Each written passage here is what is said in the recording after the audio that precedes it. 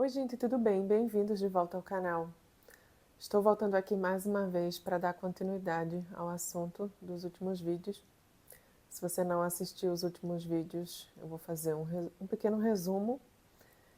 O meu filho Ed, de 11 anos, foi recentemente diagnosticado com distrofia muscular fácil-escápulo-humeral e já faz alguns meses, e nós estamos lidando com essa nova condição de saúde aqui na nossa família. A distrofia muscular é uma condição de saúde progressiva e eu, assim, não sou médica, eu sou da área de exatas. Não sou nada, assim, de saúde. Todo o conhecimento que eu tenho é experiência própria e leituras e aprendizado que eu fiz ao longo dessa jornada como mãe de uma criança com essa condição. E tudo que eu vou falar aqui é de acordo com a minha experiência, é de acordo com o que eu penso, é de acordo com a minha vivência pessoal com isso.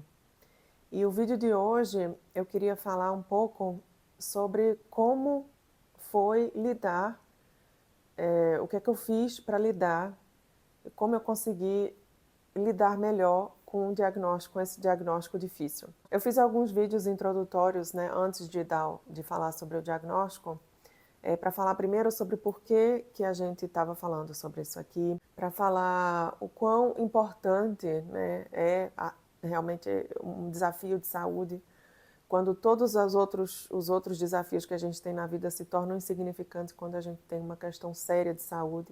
E apesar do Ed, né, continuar indo para a escola, fazendo as coisas dele e tudo, a gente agora ter que viver com esse diagnóstico, o que isso significa e como que isso, o que mudou isso na nossa vida e por que isso é tão sério, né? Então, a distrofia muscular, ela é uma doença progressiva. Ela não tem um padrão de desenvolvimento em cada pessoa, não é como uma gripe, é um exemplo idiota, mas não é uma gripe que dura, né, tem um ciclo e ela acaba e, enfim, né, como ela vai se desenvolver em cada pessoa é mais ou menos parecido, tem mais ou menos os mesmos sintomas. E no caso da distrofia muscular fácil-escápulo-humeral do ED, apesar dela ter sintomas, né, parecidos, né, que são padrões de face, omoplata e antebraço, ela pode se desenvolver, ela se desenvolve de maneira diferente em cada pessoa. Essa condição nunca é igual, ela nunca se desenvolve igual em cada pessoa. Apesar de, né, tem pessoas que, né, têm o sorriso assimétrico, que tem realmente fraqueza aqui nos ombros, nos braços, a fraqueza, o nível de fraqueza é diferente, às vezes é uma fraqueza mais de um lado do que do outro, às vezes a fraqueza não passa para as pernas, não passa para o resto do corpo, porque, assim, apesar da distrofia muscular ser FSHD, fácil escápulo humeral, nós somos feitos de músculos, então ela pode se desenvolver para outros grupos musculares do corpo. Ela afeta principalmente a face, escápulo e os braços, mas ela pode sim se desenvolver. Então, como que a gente sabe, né, se ela vai se desenvolver ou não para outros músculos? A gente não sabe. Esse é o medo, essa é a apreensão, essa é a progressão incerta, ninguém sabe como que ela vai se desenvolver. O que a medicina diz, mas não é tido como certo, né, o que foi que eu aprendi, que eu li, que eu conversei com a médica, a neurologista do ED e tudo, é que essa condição, ela se desenvolve normalmente, começa a aparecer sintomas, se desenvolve normalmente, né, geralmente, na vida adulta, no início da vida adulta, no meio da vida adulta, e os sintomas podem ir, né, vão progredindo à medida que a pessoa vai envelhecendo. Quando os sintomas aparecem, quando a pessoa, né, quando o indivíduo ainda é criança, normalmente, né, indica que vai ser um caso grave da condição, né, um caso severo com sintomas mais sérios. E o que é isso, né? Porque tem mais tempo de ciclo de vida da doença, né? Quanto mais antes os sintomas aparecerem, mais chance é, né, mais tempo tem para a fraqueza se desenvolver e se espalhar para outros grupos musculares. Quais são as informações que a gente tem, né? A gente tem informação que o Ed desde pequeno, desde muito cedo, ele já tinha sintoma. Primeiro sintoma, como eu falei no vídeo passado, foi a questão do sorriso. Depois veio a fraqueza nos braços, e esses são os principais lugares, né, os principais grupos musculares que essa condição se desenvolve. Então, nós temos essa informação, ou seja, temos os sintomas, temos a informação da condição e temos a grande probabilidade dela se desenvolver mais severamente para outros grupos musculares. Ela pode não se desenvolver para outros grupos musculares? Sim, ela pode. Ela pode parar por aqui, ela pode passar anos assim e depois pode cair de novo, aí passa mais tempo, depois cai de novo.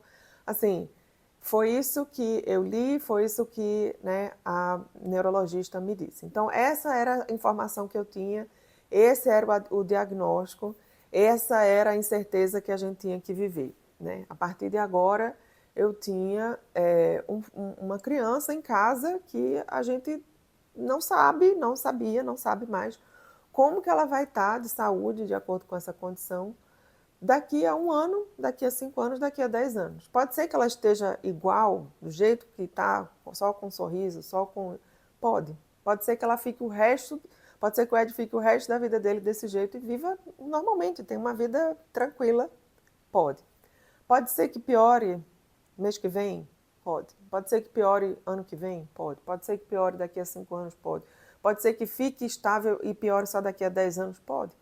É totalmente imprevisível. Essa foi, na verdade, a maior dificuldade para mim de aceitar, esse medo, né? Eu, de novo, sempre fui uma pessoa que estive no controle da minha vida, que procurei estar no controle da minha vida, né? Que sempre fui atrás das minhas coisas, né? Cuido da minha casa, cuido do meu trabalho, cuido do meu filho, faço tudo sozinha. Graças a Deus, sou bem-sucedida né, em todas essas áreas, consegui me manter aqui, moro na Suíça, um país, né, que não é o meu de origem, moro aqui há 15 anos e tudo, e de repente me vem esse balde de água fria para lidar. Como que eu vou viver a partir de agora com essa incerteza no meu bem mais precioso, que é o meu filho? Então, foi assim, eu digo para vocês, foi um desespero. Para mim, assim, para mim a minha vida tinha acabado. Quando eu recebi o diagnóstico do Ed, eu achei que nada mais fazia sentido, que a vida para mim não tinha mais sentido de nada. Eu não sabia o que eu estava fazendo aqui. Perdeu totalmente o sentido de tudo que eu fazia. Sabe, assim, de tudo, sempre estar no controle de tudo, de procurar fazer sempre o melhor, de não sei o quê, para acontecer isso, como se fosse assim, o que adianta, né? Aquele pensamento, né? Aquele pensamento ignorante e egoísta que a gente tem no começo de aceitação de um processo, nesse processo de aceitar um diagnóstico difícil, de por que comigo, né? Eu faço tudo certo, tudo direito, sou uma pessoa boa, responsável, faço tudo não sei o quê, e por que isso está acontecendo comigo?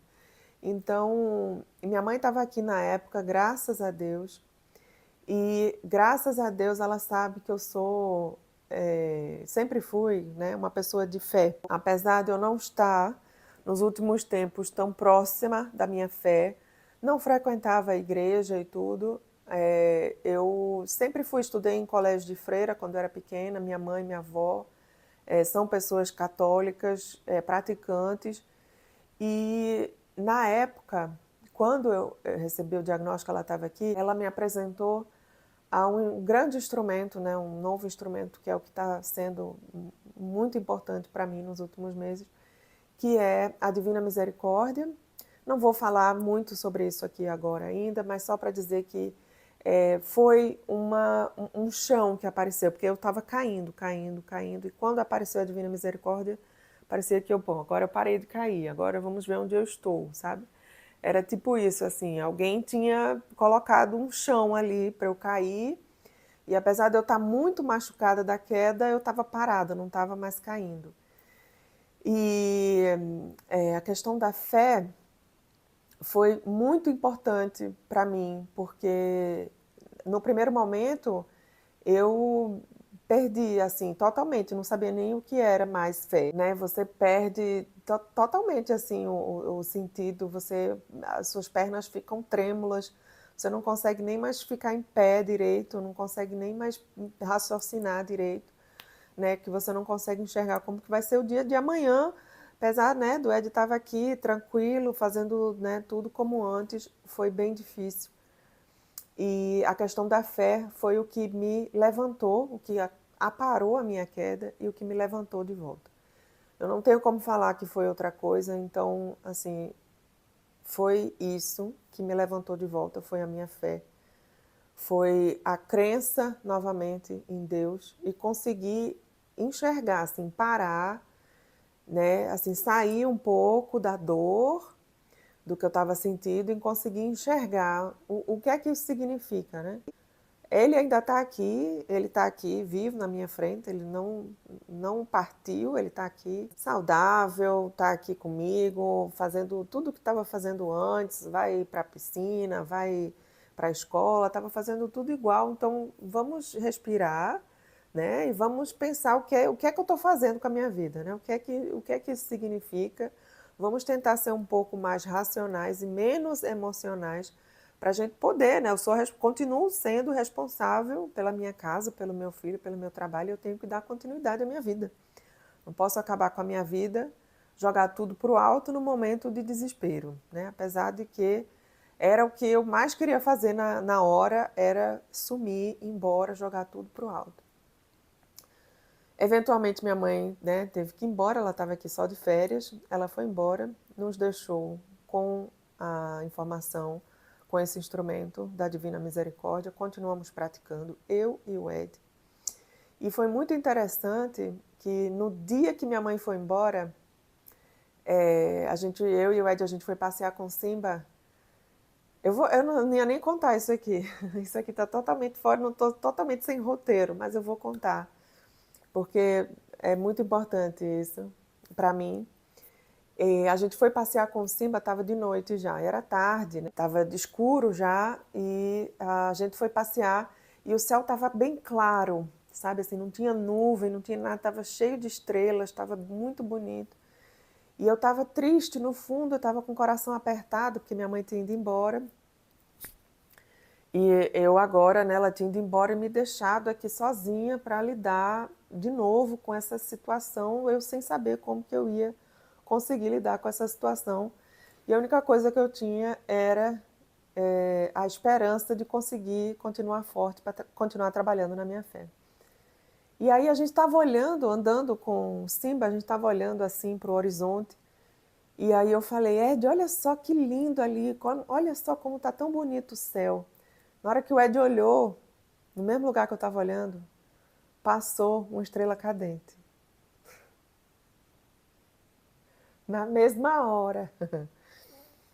Eu falei, a gente andando, né? Eu aqui, segurando a coleira do Simba, o Ed estava aqui do meu lado. Aí eu falei, Ed, olha só como tá bonito ali o céu. O Ed olhou, foi assim, questão de um segundo. Eu falei assim, Ed, olha ali como tá bonito o céu. O Ed estava aqui, ele olhou para cima, olhou, passou a estrela cadente. A gente, na mesma hora, os dois fez. A gente olhou um pro outro assim. Aí eu falei, Ed, faz um pedido. Aí a gente, obviamente, fez o mesmo pedido. E eu liguei para minha mãe, né? Minha mãe estava em Portugal porque ela tinha perdido o voo. O voo tinha sido cancelado, ela tinha que passar uma noite em Portugal na volta dela. E a gente contou para ela, e aí ela falou: Deus está com vocês, Jesus está com vocês. E eu vou pegar ali a imagem, para quem não é católico, simplesmente escutem também. Mas na imagem de Jesus misericordioso, que eu já tinha aqui em casa há anos, que a minha avó tinha me dado, estava guardada num armário. Vou pegar aqui para vocês verem.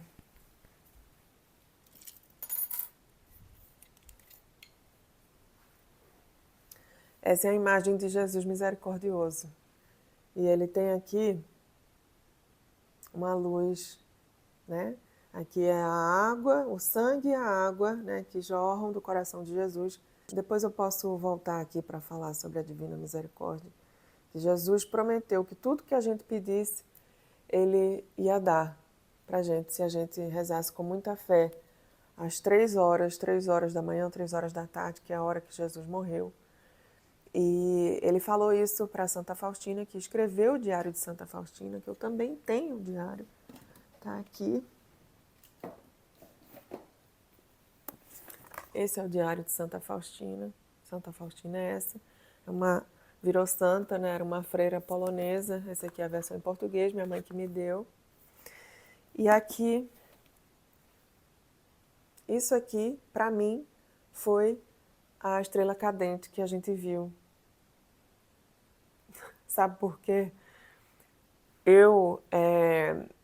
Quando eu estou passando por um momento difícil, isso aí não tem nada a ver com religião mais, né? Porque, na verdade, a religião católica fala que a gente não deve nem fazer nada no nosso corpo, e eu tenho tatuagem e tudo. Mas, enfim, na época, quando eu estava, né, bem louca, acontecendo isso, eu até pensei, vou fazer uma tatuagem, né, que se eu fosse fazer uma tatuagem, o que eu ia tatuar para registrar esse momento. Isso aqui são essas 4 estrelas, que é minha mãe, meu pai, minha irmã e eu. Eu tenho, né, outras 2 tatuagens que, enfim, tem também significados para mim. E aí eu pensei, antes disso acontecer, dessa questão da estrela cadente, eu pensei em tatuar alguma coisa, mas, né, deixei isso para lá e disse, não tenho outras coisas para me preocupar, não vou me preocupar com nada não.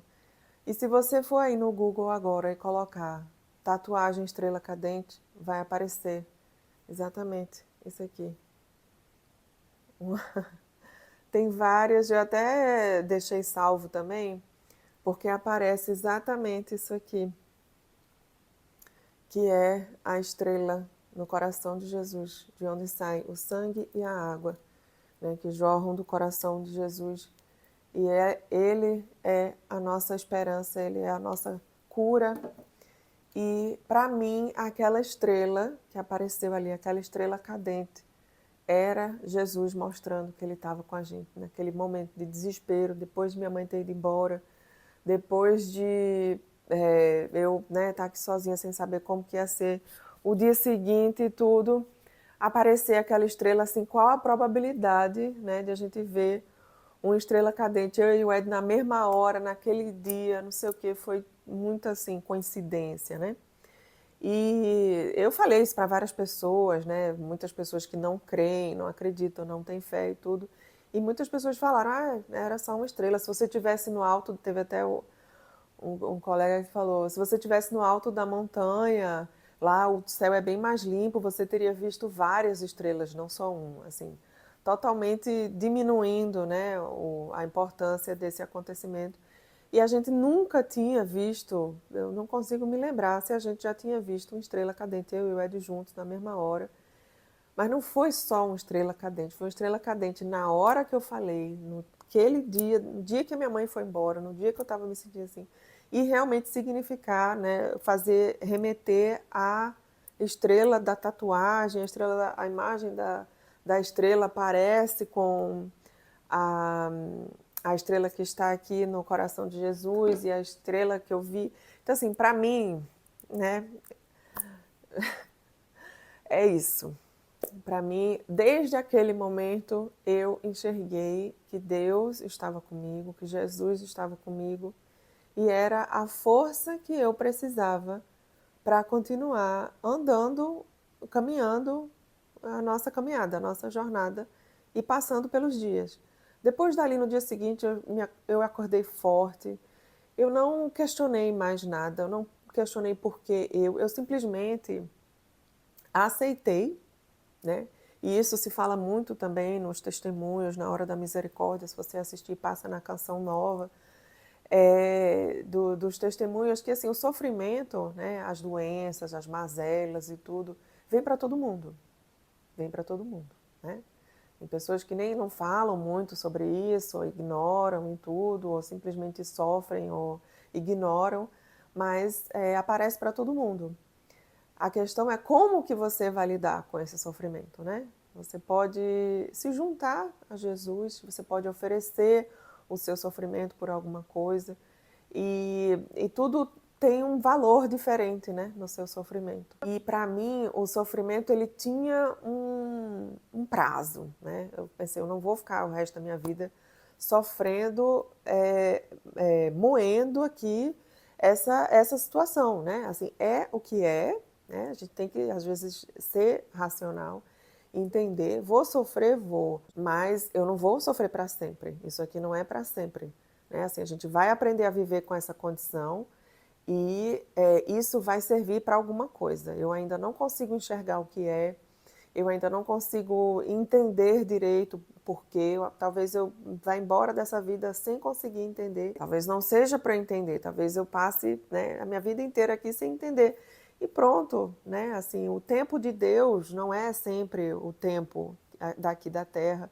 E talvez a gente só, né, pessoas de outras gerações daqui a anos vão entender por que isso aconteceu hoje. Eu acredito em propósitos, eu acredito que nada é por acaso. Então, eu me fortifiquei, me fortaleci nessa, assim, de propósito, na fé, e que não é simplesmente uma condição que, por acaso aconteceu e agora vamos ter que viver com ela. Não, eu acho que tudo tem um fundamento e que tem um propósito. Apesar de eu não entender direito por que está acontecendo, eu sei que eu tenho que continuar, né? Eu consegui forças, consegui enxergar na espiritualidade de que isso estava acontecendo por um motivo. E eu meio que tinha sido assim escalada para enfrentar essa missão, para continuar essa missão, e que nem todo mundo, sabe? Eu realmente acredito que nem todo mundo estaria apta a continuar essa missão, né? Essa missão que eu estou agora. Como eu já falei também em outro vídeo, há um tempo atrás, a gente, né, voltou para a igreja, tem a igreja da Missão Portuguesa Católica aqui em Berna. A gente vai na missa, todo domingo a missa é em português. O padre, ele fala português, mas ele é mexicano, né? Ele fala um portunhol, assim, porque a missa, principalmente a missão portuguesa de Portugal, né? Não é brasileira. Tem pouquíssimos brasileiros. E quando eu voltei, né, eu aproveitei também na igreja para me confessar. Então não tinha, né, como eu não falar sobre o que estava acontecendo com a gente, com o padre. Então me abri com o padre. O padre também ficou assim, quando ele conheceu o Ed, ele ficou muito encantado com o Ed. Ele, antes de saber tudo o que estava acontecendo, ele mesmo me disse que achava que o Ed era bem especial, porque ele se interessou, ele quis fazer a catequese, ele mesmo quis fazer.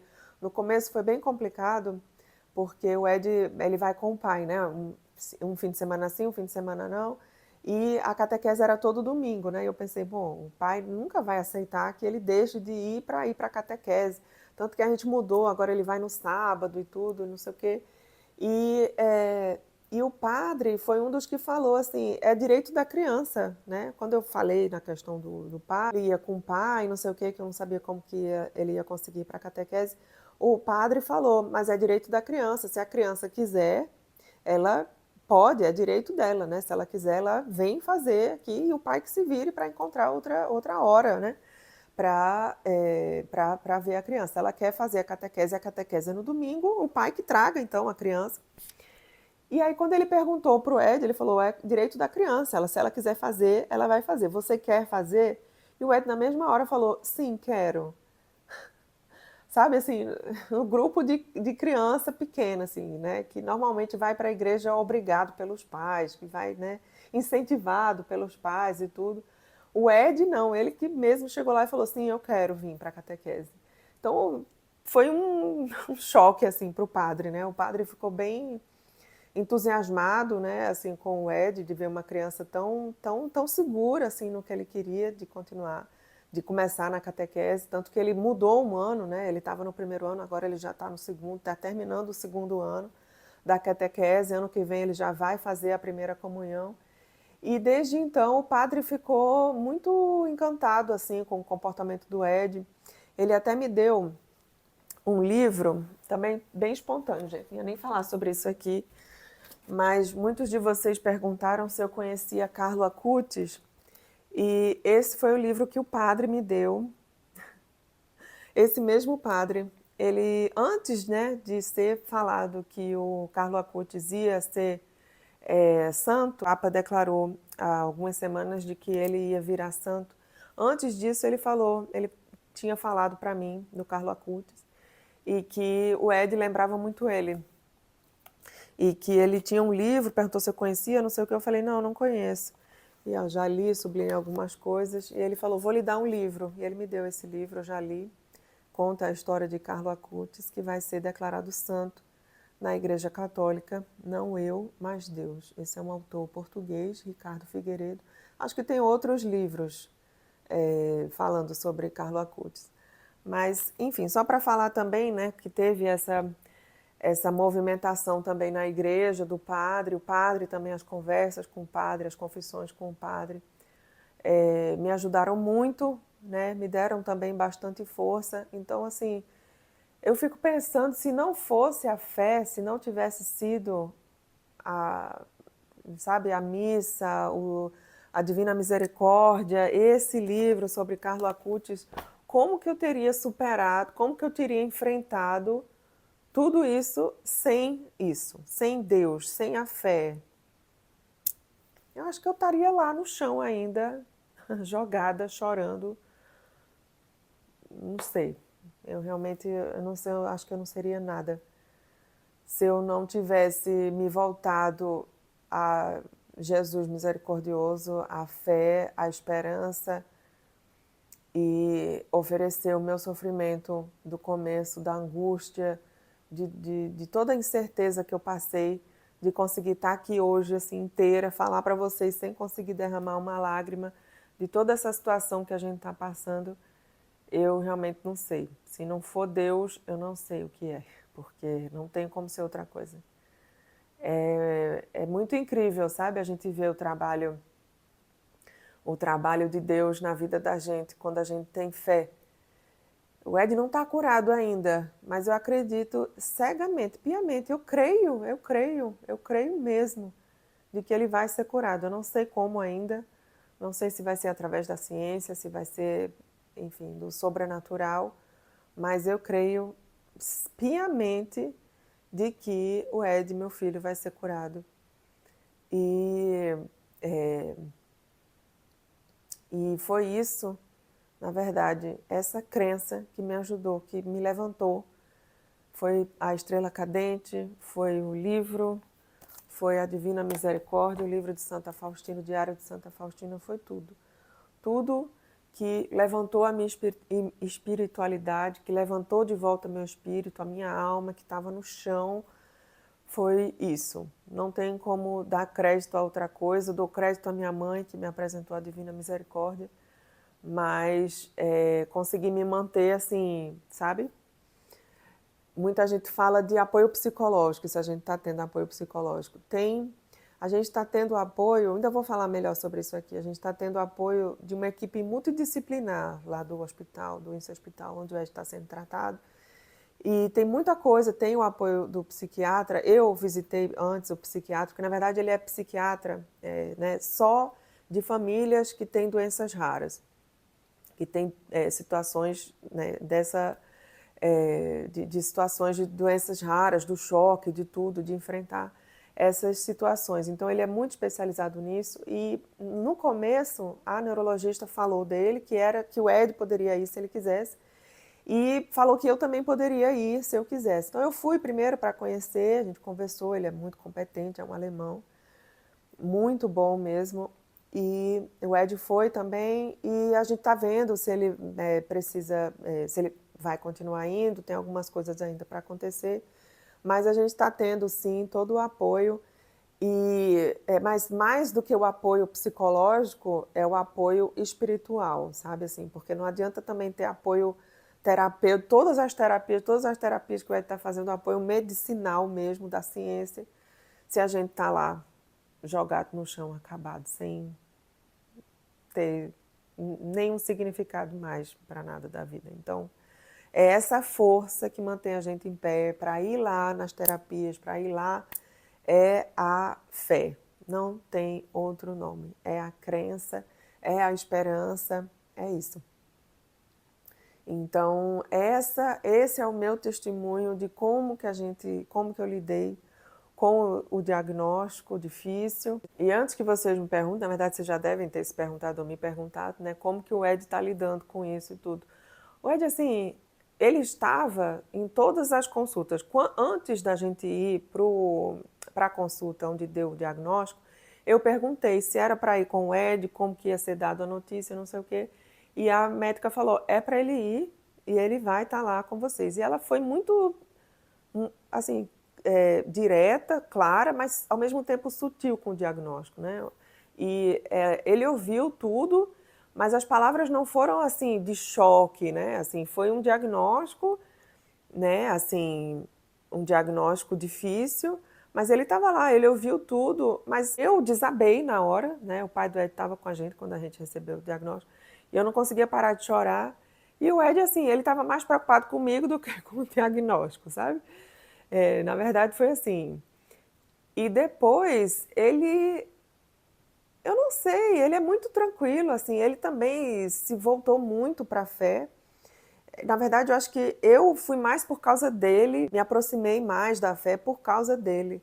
Porque ele ia com uma tranquilidade, com uma segurança, com uma confiança tão grande de que estava tudo certo, de que não, sabe, assim, ele não chorou nenhuma vez. Eu chorei, nossa, eu chorei tanto e o Ed não chorou nenhuma vez, assim, ele também é uma criança, né? Ao mesmo tempo que eu também não sei se ele tem ideia, né? Consegue ter noção da gravidade, da seriedade da condição que ele tem. E ao mesmo tempo, é até bom se ele não tiver, porque ele mesmo, né, apesar dele ser a criança que está com essa condição, que ele está sentindo na pele, né, no corpo, como que é isso e tudo, ele é uma criança e ele mesmo está se desenvolvendo com ela, né? Ele mesmo está aprendendo, né, vendo o que é que isso significa. Assim, tem chances de piorar, tem chances de progredir tudo, mas também tem chances de ficar tudo como está. E ele não se martiriza, sabe? Ele não fica chorando, por que eu sou diferente dos outros, por que não sei o quê. Eu não sei, ele tem uma cabeça muito melhor do que a minha, ele tem uma confiança, assim, de que tudo vai ficar bem, assim, sabe? De que tudo vai ficar bem, sabe? Eu não sei como falar. Eu não sei, eu vou trazer ele aqui para vocês, para ele falar para vocês, mas ele é uma criança muito tranquila, muito tranquila. Para lidar com o diagnóstico, acho que eu que tive que lidar com o diagnóstico, ele continuou vivendo normalmente, ele continuou, né, fazendo as coisas dele, passou aí para a fisioterapia, que é né, a terapia que a gente faz com mais frequência, que é toda semana. Ele adora a fisioterapia, para ele é uma hora de esporte só para ele, sabe, assim, dedicada para ele sozinho. Ele ama a fisioterapia, então, assim, nunca reclamou de nada, de ir para nenhuma consulta, vai feliz, assim, participa, escuta. Não, assim, o Ed, eu não sei, gente. Eu sou suspeita para falar do Ed, mas falando aqui também há um tempão. Vamos fazer o seguinte, eu vou encerrar esse vídeo, né, sobre como que foi lidar com o diagnóstico difícil e depois eu volto mais para falar mais sobre essa jornada, sobre esse processo, tá certo? Eu acho que é importante falar sobre isso. Tenho certeza que deve ter mães aí também lidando com diagnósticos difíceis, que não são necessariamente o mesmo diagnóstico que o nosso, mas que são difíceis, que dão medo, ou né, que você não consegue enxergar como que vai ser o dia de amanhã, como que vai ser as próximas semanas, os próximos meses, os próximos anos, mas que vá com fé, que tudo tem um propósito. Se levante, vá um dia de cada vez, né? Olhe nos olhos do seu filho, foi o que eu fiz, eu olhava nos olhos do Ed e conseguia, não sei, parecia uma mágica, de que a gente consegue ter força de novo, e que a gente não vai só sobreviver, não, a gente vai viver, e a gente vai buscar a melhor vida, a melhor qualidade de vida possível para os nossos filhos, que a gente faz tudo pelos nossos filhos, né? Então, é isso, é por isso que eu estou aqui, contando a nossa história, a nossa jornada, para um dia contar, se Deus quiser, nosso testemunho.